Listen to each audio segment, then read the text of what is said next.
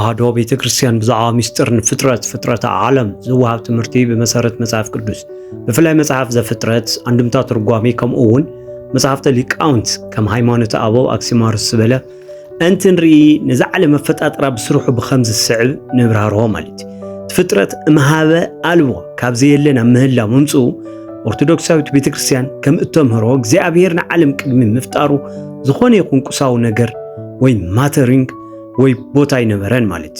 ትምህርት ሃይማኖት አበው ቅዱሳን አቦታት ከም ቅዱስ ሄሬኔዎስ ቅዱስ ዮሐንስ አፈወርቅ ከም ዝምህርዎ እግዚአብሔርና ዓለም ካብ ዝነበረ ነገር አይኮንም ፈጢሩ እንታይ ዳአ እምሃበ አልቦ ሃበቦ ካብ ዘየለ ናብ ምህላው በኃይል ቃሉ ይፈጢርዎ ማለት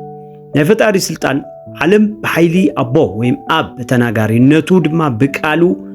ወልድ በህያውነቱ አድራጊነቱ መንፈስ ቅዱስ በሚስጥረ ስላሴ ተፈጥረ እንበር በገዛ ርዕሱ ዝመጻ አይኮነን ማለት ከምቲ ዕላማን ፍጥረት ወይም ዓለም ንምንታይ ተፈጢሩ ላንተሪና ኮይና መጽሐፍ ቅዱስን ትምህርት አቦታት ንዓለም ዝተፈጠረሉ ቀንዲ ዕላማ ኣብ ሰለስተ ይጠቃልልዎ ማለት እትቀዳማይ ለአንክሮ ለተዘክሮ ወይም ድማ ንአናቆት ንምዝካር ንፈጣሪ ማለት ከምኡ ድማ ሰብ ናይ ዓለም ስፍሓት ከምኡ ድማ ድምቀት ረቂቅነት ስርዓትን ርዩ ናይ ፈጣሪኡ ዕቤት ወይ ከዓ ናይ ፈጣሪኡ ታላቅነት ጥበብ እንትኸርዳእ ማለት እተኻላይ ንስሙ ምስጋና እዩ መላእክትን ሰባትን ናይ እግዚአብሔር አምላክነት አሚኖም ከአምኑን ከመስግኑን ተፈጢሮም ይዝብል እቲ ሳልሳይ ድማ ንጥቕሚ ወዲ ሰብ እዩ ወይ ንበረኸት እዩ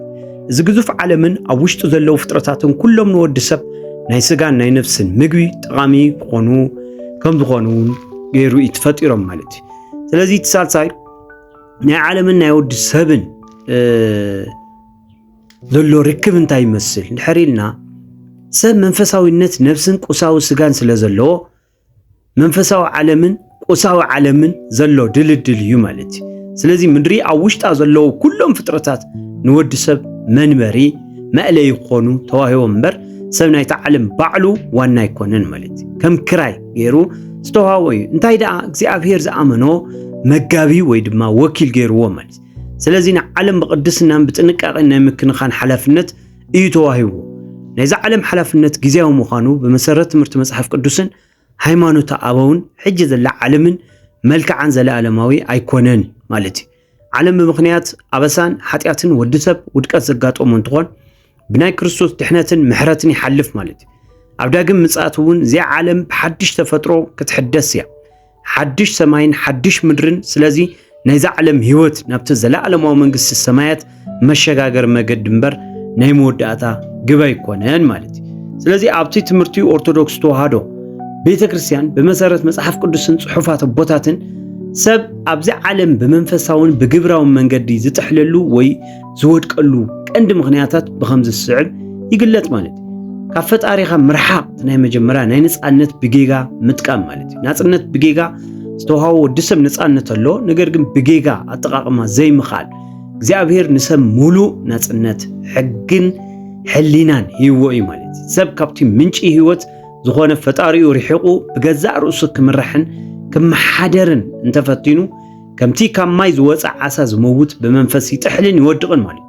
ኣብነት ወዲ አዳም ካብ ትእዛዝ አምላኽ ምስ ወፀ ካብቲ ዝነበሮ ናይ ጸጋ ህይወት ተገፊፉ ናብ ናይ ኃጢአት ዓቢቕ ጥሒሉ ማለት ተኻላይ ፍቅሪ ዓለምን ፍታው ስጋን ወይ ፍትወት እዩ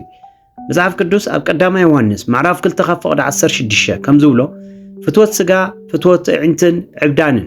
ህይወት ካብ ዓለም እምበር ካብ ኣቦ ኣይኮነትን እዩ ሰብ ንዓለም ከም መሸጋገሪ ገይሩ ኣብ ክንዲ ዝጥቀመላ ንዓለም ንንዋታን ሃብቲ ስልጣን ከም ናይ መወዳእታ ሽቶ ገይሩ ክስዕባ ከሎ ኣብ ውሽጣ ይጥሕል ማለት እዩ ምስላ ቦታት ዓለም ከም ባሕሪ እያ ሰብ ድማ ኣብቲ ባሕሪ ክጓዓዝ ጀልባ እዩ ኢሉ ከምኡ ዝጓዓዝ ጀልባ እዩ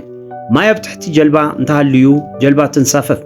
ማይ ናብ ውሽጢ ጀልባ እንተኣትዩ ግን ጀልባ ትጥሕል